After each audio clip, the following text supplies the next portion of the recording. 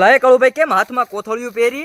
પેલા રામ રામ ને સીતારામ ડાયરા ને માતાજી હોવના હારાવાના કરે કોથળો છે ને હાથમાં કોથળિયું પહેરી. પણ કહેવાનો મિત્ર મતલબ એવો છે કે આ અમારું એક બલારદેવમાંનું મંદિર છે બરોબર. તો મને 10 જણા કેવા આવ્યા કાળુભાઈ કૂતરું મરી ગયું છે, કૂતરું મરી ગયું છે.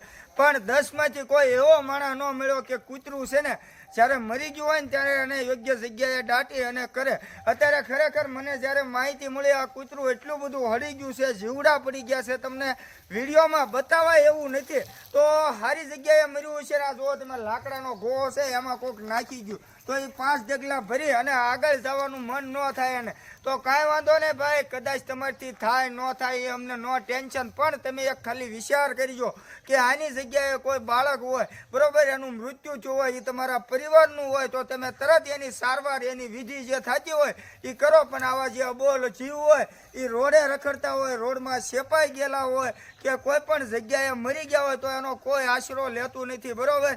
તો વધારેમાં વધારે ભાઈ જો આ 2 હાથે મારે ભરવાનું છે, એમાં કેટલા બધા જીવડા છે હું તમને બતાવી નહીં શકું. આ કોથળામાં ભરી અને આપણે એને કટકા થઈ ગયા છે છૂટા છૂટા. બોલો તમે વિચાર કરો, માનવતા છે ને મરી ગઈ છે, કોઈને દયા ભાવ છે જ નહીં.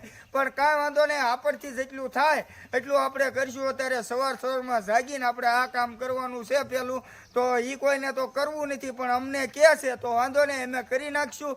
તમને ખાલી કાંઈ નથી કહેતો કે અમારું જય બજરંગી ફેસબુક પેજ અને ઇન્સ્ટાગ્રામ આઈડી આપણી જીવદયા ટીમ ઢૂંઢસર અને યુટ્યુબ ચેનલ છે કાળુભાઈની મોજ.